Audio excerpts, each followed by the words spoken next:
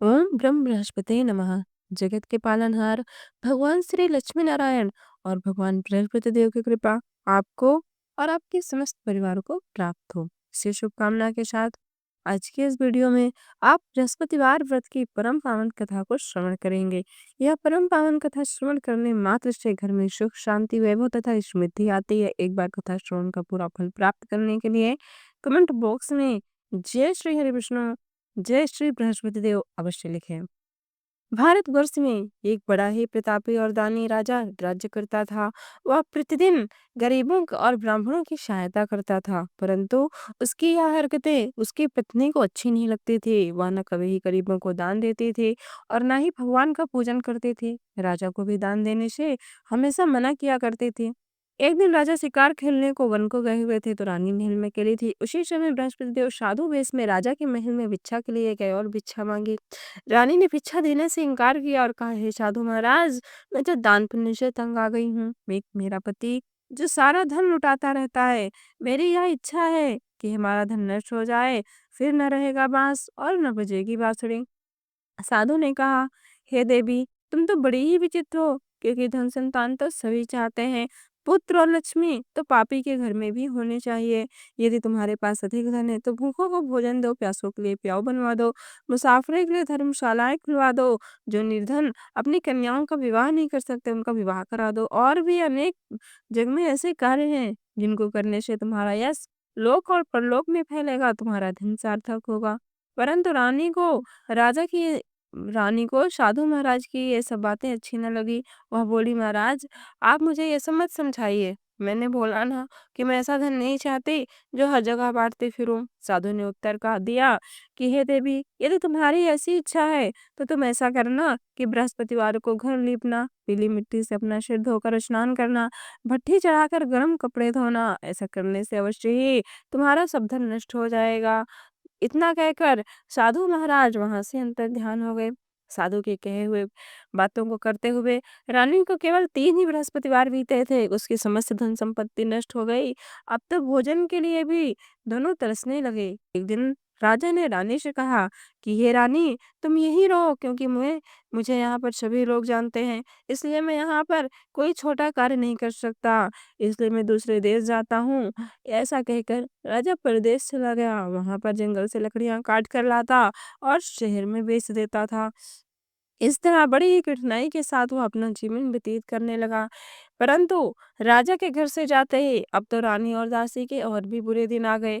एक बार जब रानी और दासी को 7 दिनों तक बिना भोजन के रहना पड़ा, तो रानी ने अपने दासी से कहा, हे दासी, पास के ही नगर में मेरी बहन रहती है, वह बड़ी ही धनवान है, तुम उसके पास जाओ और वहां से कुछ लेकर आओ, ताकि कुछ दिन तो हम अच्छे से रह सकें।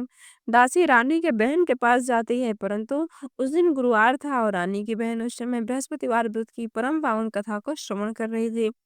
दासी ने रानी की बहन को अपनी रानी का संदेश दिया, लेकिन रानी की बड़ी बहन ने कोई उत्तर नहीं दिया। जब दासी को रानी की बहन से कोई उत्तर नहीं मिला तो वह बहुत दुखी हुई और उसे क्रोध भी आया। दासी ने वापस आकर रानी को सारी बातें बताई। सुनकर रानी ने अपने ही भाग्य को कोसा। उधर रानी की बहन ने मन में विचार किया कि मेरी बहन अक्की की दासी आए थे, परंतु मैंने उससे बात नहीं किया, इससे वह बहुत ही दुखी हुई होगी। अतः कथा श्रवण कर पूजन समाप्त करके वो अपने बहन के घर आई और कहने लगी, हे बहन, मैं बृहस्पतिवार का व्रत कर रही थी, तुम्हारी दासी मेरे घर आई थी, परंतु जब कथा होती है तब तक तो ना उठते हैं और ना ही बोलते हैं, इसलिए मैं दासी से बोल ना सकी। कहो दासी, तुम क्यों आई थी? रानी की बहन बोली, बहन, तुमसे क्या छिपाऊं, घर में खाने के लिए अनाज नहीं था। ऐसा कहते कहते रानी की आंखें भर आई। उसने दासी समेत पिछले 7 दिनों से भूखा रहने की बात अपनी बहन को बताई। रानी की बहन बोले, बहन देखो, बृहस्पति भगवान सबकी मनोकामनाओं को पूरा करते हैं, देखो शायद तुम्हारे घर में ही अनाज रखा हो। रानी को तो विश्वास नहीं हुआ, पर अपनी बहन के आग्रह करने पर उसने अपनी दासी को अंदर भेजा तो सचमुच अनाज से भरा हुआ एक घड़ा मिला। यह देख कर दासी बड़ी ही हैरान हुई। दासी रानी से कहने लगी, हे रानी, जब हमको भोजन नहीं मिलता तो हम व्रत ही तो करते हैं, इसलिए क्यों न इनसे व्रत और कथा की विधि पूछ ली जाए, ताकि हम भी व्रत कर सकें। तब रानी ने अपनी बहन से बृहस्पतिवार के व्रत के बारे में पूछा। उसकी बहन ने बताया कि बृहस्पतिवार के व्रत में चने की दाल और मुनक्का से विष्णु भगवान का पूजन करें, केले के जल में पूजन करें तथा दीप जलाएं, पटकथा सुनिए और पीले रंग का भोजन करें। साथ ही बृहस्पति देव का भोजन विधि और कथा बताकर रानी अपने घर को लौट आई। 7 दिन के बाद जब गुरुवार आया, तो रानी और दासी ने व्रत रखा, कुड़साल में जाकर चना और गुड़ लेकर आए, फिर इससे केले की जड़ तथा विष्णु भगवान का पूजन किया। परंतु वो पीला भोजन कहाँ से आया, इस बात को लेकर दोनों बहुत दुखी थे, क्योंकि उन्होंने बृहस्पतिवार का व्रत रखा था, इसलिए बृहस्पतिदेव उनसे प्रसन्न हुए और एक सुंदर ब्राह्मण का वेश धारण कर 2 थालों में सुंदर पीला भोजन लाकर दासी को दिए। भोजन पाकर दासी प्रसन्न हुई और फिर रानी के साथ मिलकर भोजन ग्रहण किया। उसके बाद वो सभी गुरुवार को व्रत और पूजन करने लगे। बृहस्पति व भगवान की कृपा से उनके पास फिर से धन और संपत्ति आ गई, परंतु रानी फिर से पहले की तरह आलस्य करने लगी। तब दासी बोली, देखो रानी, तुम पहले भी इसी प्रकार आलस्य करती थे, तुम्हें धन रखने में कष्ट होता था, इस कारण सभी धन नष्ट हो गए, और अब जब भगवान बृहस्पति देव की कृपा से धन हमें मिला है, तो फिर से तुम्हें आलस्य आ रहा है। रानी को समझाते हुए दासी कहती है कि बड़ी मुसीबतों के बाद हमने यहाँ धन पाया है, इसलिए हमें दान पुण्य करना चाहिए, भूखे मनुष्यों को भोजन कराना चाहिए और धन को शुभ कार्यों में खर्च करना चाहिए, जिससे तुम्हारे कुल का यश बढ़ेगा, स्वर्ग की प्राप्ति होगी और पितृ प्रसन्न होंगे। दासी की बात मानकर रानी अपना धन शुभ कार्यों में खर्च करने लगी, जिससे पूरे नगर में उसका यश फैलने लगा। एक दिन राजा दुखी हो जंगल में एक पेड़ के नीचे आसन जमा कर बैठ गया और अपनी दशा को याद करके व्याकुल होने लगा। अब उस समय बृहस्पतिवार का दिन था। एकाएक उसने देखा कि निर्जन वन में एक साधु प्रकट हुए। वह साधु और कोई नहीं, स्वयं बृहस्पति देवता थे। लकड़हारे के सामने आकर बोले, हे लकड़हारे, इस सुनसान जंगल में तुम चिंतामग्न होकर क्यों बैठे हो? लकड़हारे ने दोनों हाथ जोड़कर प्रणाम किया और उत्तर दिया, हे महात्मन, आप सब कुछ जानते हैं, मैं क्या कहूँ? यहाँ कहकर रोने लगा और साधु को अपनी आत्मकथा सुनाई। महात्मा जी ने कहा, तुम्हारी स्त्री ने बृहस्पतिवार के दिन बृहस्पति भगवान का निरादर किया, जिसके कारण रुष्ट होकर उन्होंने तुम्हारी यह दशा कर दी है, परंतु चिंता को दूर करके मेरे कहे अनुसार चलो तो तुम्हारे सभी कष्ट अवश्य ही दूर हो जाएंगे और भगवान तुम्हें पहले से भी अधिक संपत्ति देंगे। तुम बृहस्पतिवार के दिन कथा किया करो, 2 पैसे के चने मुनक्के लाकर उसका प्रसाद बनाओ और शुद्ध जल से लोटे में शक्कर मिलाकर अमृत तैयार करो। कथा के पश्चात अपने सारे परिवार और सुनने वाले प्रेमियों में अमृत और प्रसाद बांटकर आप भी प्रसाद ग्रहण करो। ऐसा करने से भगवान तुम्हारी सभी मनोकामनाओं को पूरा करेंगे। साधु के ऐसे वचन सुनकर लकड़हारा बोला, हे देवों, मुझे लकड़ियां बेचकर इतना पैसा प्राप्त नहीं होता जिससे भोजन के उपरांत और भी कुछ कर सकूं। पर मैंने रात्रि में ही अपनी स्त्री को व्याकुल देखा है, परंतु मेरे पास कुछ भी नहीं जिससे मैं उसकी खबर मंगाऊं। साधु ने कहा, हे लकड़हारे, तुम किसी बात की चिंता मत करो, बृहस्पतिवार के दिन तुम जाने की तरह लकड़ियां लेकर शहर को जाओ, तुमको रोज से 2 गुना धन प्राप्त होगा, जिससे तुम भली भांति भोजन भी कर लोगे और बृहस्पति देव का पूजन का सामग्री भी आ जाएगी। इतना कहकर साधु अंतर ध्यान हो गए। धीरे धीरे समय व्यतीत होने पर फिर वही बृहस्पतिवार का दिन आया। लकड़हारा जंगल से लकड़ियां काट कर किसी शहर में बेचने गया। उसे उस दिन से और दिनों से अधिक पैसा मिला। राजा ने चना गुड़ आदि लाकर गुरुवार का व्रत किया। उस दिन से उसके सभी क्लेश दूर हुए, परंतु जब दोबारा गुरुवार का दिन आया तो बृहस्पतिवार का व्रत करना भूल गया। इस कारण भगवान बृहस्पति देव नाराज हो गए। उस दिन नगर के राजा ने विशाल यज्ञ का आयोजन किया तथा शहर में यह घोषणा कराई कि कोई भी मनुष्य अपने घर में भोजन न बनाए और न आग जलाए। समस्त जनता मेरे यहाँ भोजन करने को आए। जो इस यज्ञ को नहीं मानेगा उसको फांसी की सजा दी जाएगी। राजा के आज्ञा अनुसार शहर के सभी लोग भोजन करने को गए, परंतु लकड़हारा कुछ देर से पहुंचे, इसलिए राजा उसको अपने साथ घर में ले गए और ले जाकर भोजन करा रहे थे तो रानी की दृष्टि उस खोटे पर पड़ी जिस पर उसका हाथ लटका हुआ था। वह वहां पर दिखाई न दिया था। रानी ने निश्चय किया, हो न हो मेरा हाथ इसी मनुष्य ने चुराया है।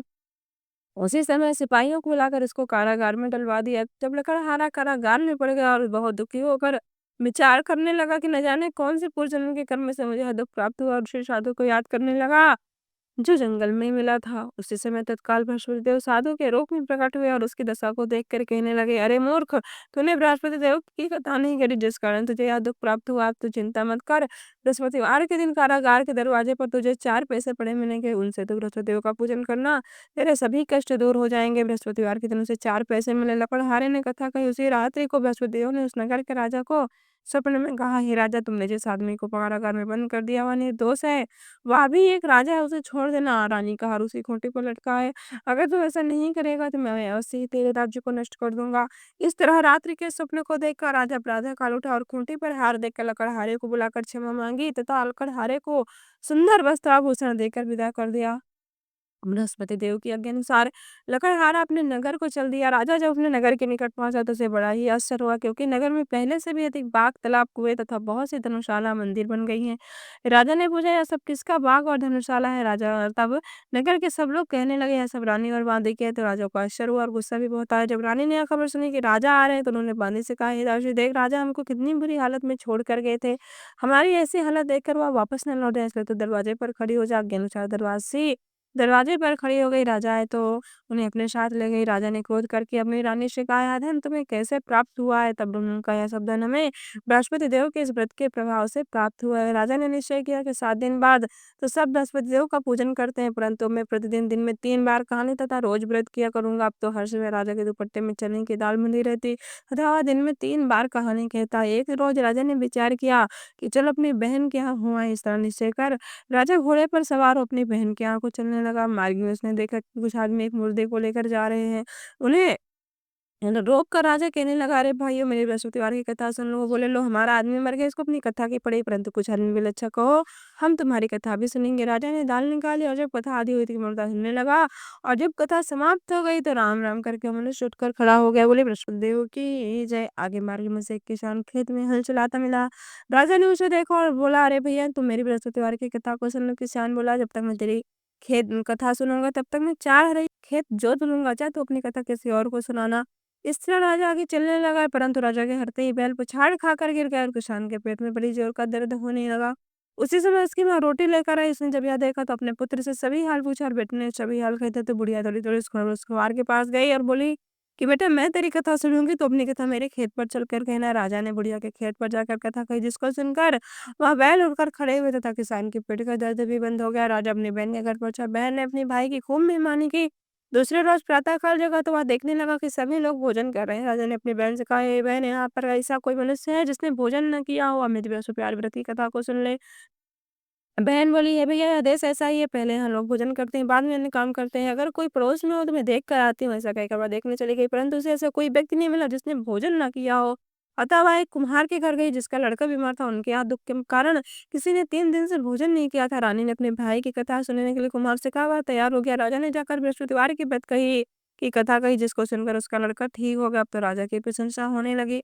एक रोज राजा ने अपनी बहन से कहा, हे बहन, हम घर को जाएंगे, तुम भी तैयार हो जाओ। राजा की बहन ने अपनी सास से कहा। सास ने कहा, हाँ चले जाओ, परंतु अपने लड़कों को मत ले जाना, क्योंकि तुम्हारे भाई की कोई औलाद नहीं है। बहन ने अपने भैया से कहा, हे भैया, मैं तो चलूंगी, पर कोई बालक नहीं जाएगा। राजा बोला, जब कोई बालक नहीं जाएगा तब तुम ही चलकर क्या करोगे? बड़े ही दुखी मन से राजा अपने नगर को लौटाया। राजा ने अपनी रानी से कहा, हम निर्वंशी हैं, हमारा मुंह देखने का भी धर्म नहीं है और कुछ भोजन आदि नहीं किया। रानी बोली, हे प्रभु, बृहस्पति देव ने हमें सब कुछ दिया है, तो हमें संतान भी अवश्य देंगे। उसी रात को बृहस्पति देव ने राजा से स्वप्न में कहा, हे राजा, उठ, सभी सोच त्याग दे, तेरी रानी गर्भ से है। राजा को यह बात जानकर अत्यंत प्रसन्नता हुई। 9वें महीने में उसके गर्भ से एक सुंदर पुत्र उत्पन्न हुआ। राजा बोला, हे रानी, स्त्री बिना भोजन के रह सकती, पर बिना कहे नहीं रह सकती, परंतु जब मेरी बहन आती तो मुझसे कुछ कहना मत। रानी ने सुनकर हाँ कर दिया। जब राजा की बहन ने यह सब समाचार सुना तो वह बहुत खुशी हुई और बधाई लेकर आई। परंतु रानी की ने कहा, अरे बहन, तुम घोड़ा चढ़कर नहीं आई, गधा चढ़ी आई। राजा की बहन बोली, भाभी, मैं इस प्रकार ना कहती तो तुम्हें संतान कैसे प्राप्त होती? बृहस्पति देव ऐसे ही हैं, जिसके मन में जैसी कामनाएं होती है वह सभी को पूरा करते हैं। जो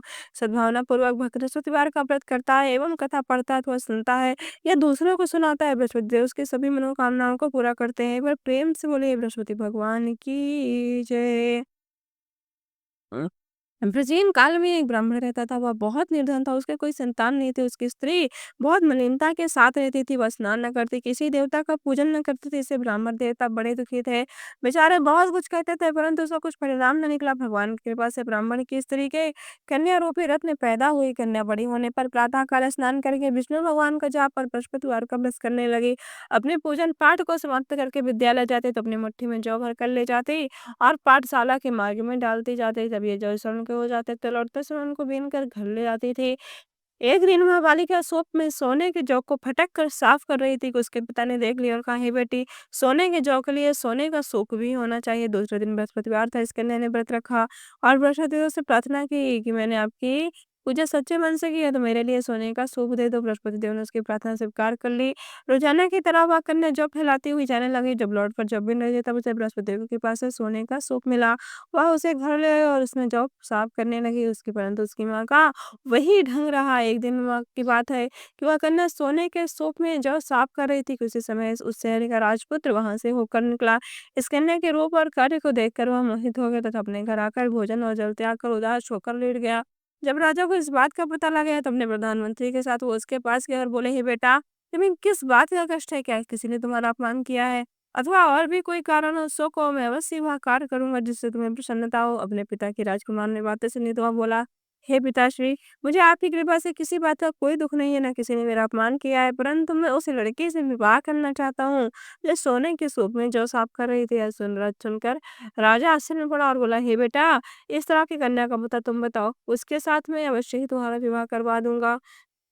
राजकुमार ने उस लड़की के घर का पता बतलाया। तब मंत्री उस लड़की के घर गए और ब्राह्मण देवता को सभी हाल बतलाया। ब्राह्मण देवता राजकुमार के साथ अपनी कन्या का विवाह करने के लिए तैयार हो गए तथा विधि विधान के अनुसार ब्राह्मण की कन्या का विवाह राजकुमार के साथ हो गया। कन्या के घर से जाते ही पहले की भांति उस ब्राह्मण देवता के घर में गरीबी का निवास हो गया।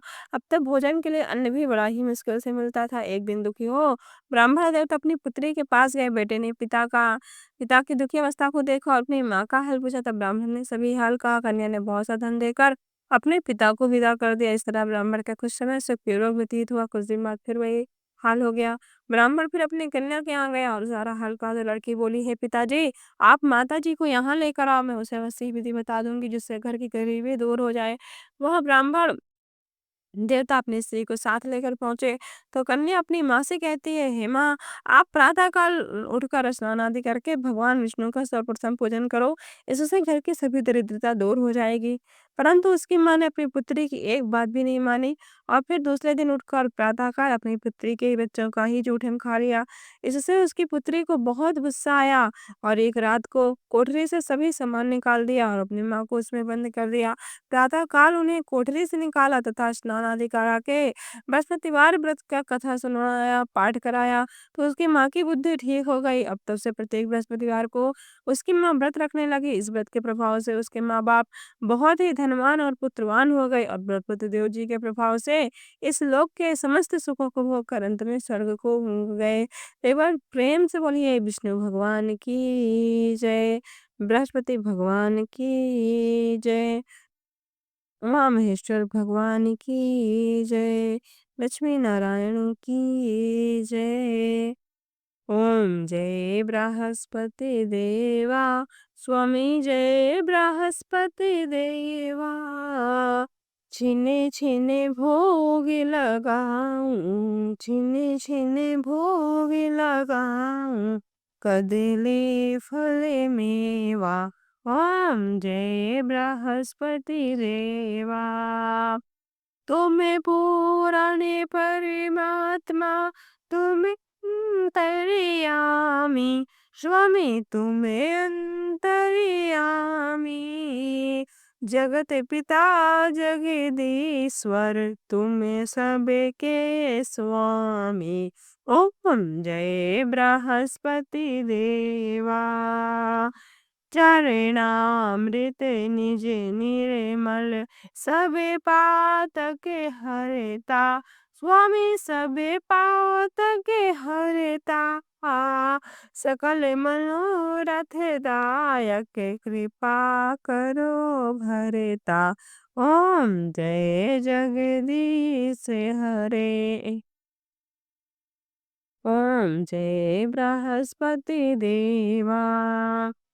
तने मने धने अर्पण करे, जो जन शरण पड़े, प्रभु जो जन शरण पड़े, प्रभु प्रगट तबे हो कर, हाँ कर द्वारे खड़े। ओम जय बृहस्पति देवा। दीन दयाल दयानिधि, भक्तन हितकारी, स्वामी भक्तन हितकारी, पाप दोष सबे हरता, भव बंधन हारे। ओम जय बृहस्पति देवा। सकल मनोरथ दायक, सब संशय टारो। स्वामी सब संशय टारो। विषय विकार मिटाओ, विषय विकार मिटाओ। संतन सुखकारी। ओम जय बृहस्पति देवा। जो कोई आरती तेरी प्रेम सहित गावे, ओ स्वामी भक्ति सहित गावे। ज्येष्ठानंद बंदे सो निश्चय फल पावे। ओम जय बृहस्पति देवा। ओम जय बृहस्पति देवा। स्वामी जय बृहस्पति देवा। छिने छिने भोग लगाऊं, छिने छिने भोग लगाऊं, कदनी फल मेवा। एक बार प्रेम से बोलिए भगवान बृहस्पति देव की जय, विष्णु भगवान की जय, लक्ष्मी मैया की जय। मित्रों, यदि आप परम पावन कथा आपको थोड़ी सी भी अच्छी लगी हो तो वीडियो को लाइक अवश्य करिए, अपने फैमिली के साथ शेयर करिए और कथा श्रवण का पूरा फल प्राप्त करने के लिए कमेंट बॉक्स में जय श्री हरि विष्णु, जय श्री बृहस्पति देव, श्रीमन नारायण अवश्य लिखें। हमारे चैनल पर नए हैं तो चैनल को सब्सक्राइब कर बेल आइकॉन प्रेस करना ना भूलें। मिलते हैं अगली वीडियो में, तब तक के लिए जय बृहस्पति देव, जय श्री हरि विष्णु, जय श्रीमन लक्ष्मी नारायण।